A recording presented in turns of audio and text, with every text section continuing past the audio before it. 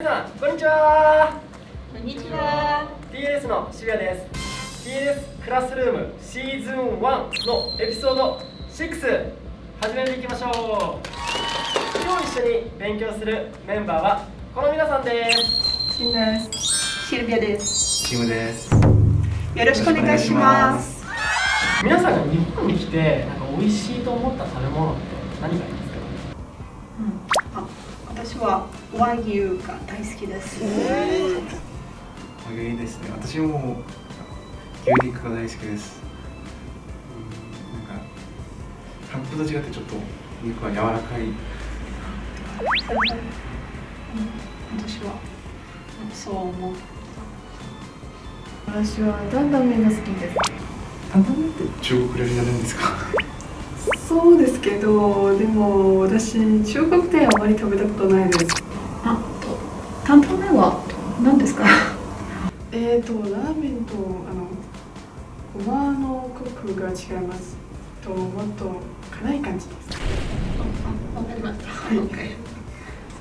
お腹空いてきますね。日本人と最初に会った時の挨拶って初めまして。それ以外に何がありますか？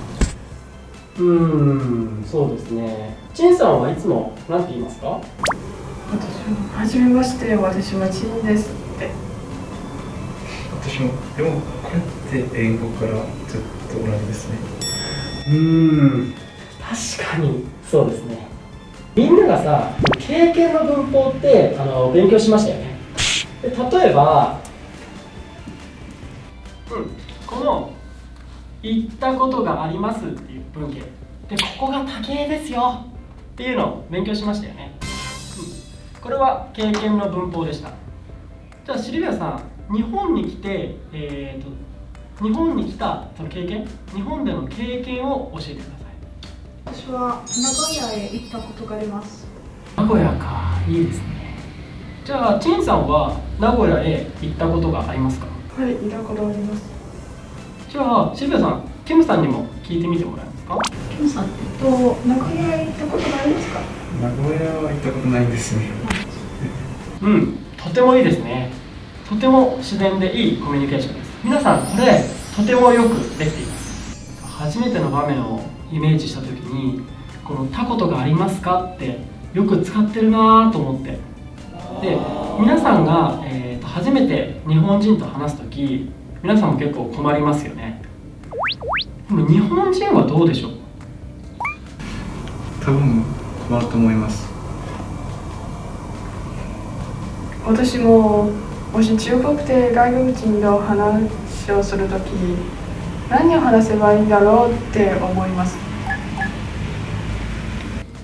そうですよね。なので面接とかだったら皆さん話すことができますけど、やっぱ初めて会った時って意外と難しいですよね。それで私もよく考えてみたら、よく使うなって思ったのがこの「たことがありますか?」っていう表現でした。皆さんも初めて日本人と会った時に、日本人って結構よくこれ質問してこないですか？そうですよね。で、これって面接とかで言う「あなたはアルバイトをしたことがありますか?」っていうのとはちょっと違う感じがするんですよ。なんかもうちょっと軽い感じ、そんな感じがします。なのであんまり話すことはないんだけど、何か話さないのも失礼だなっていう時に挨拶代わりで使ってるイメージですね。じゃあ皆さんちょっと思い出してみてください。日本人と初めて会った時に「たことがありますか?」って聞かれたことないですか？私はさっきの例文と同じ富士山に行ったことがありますかと言われました。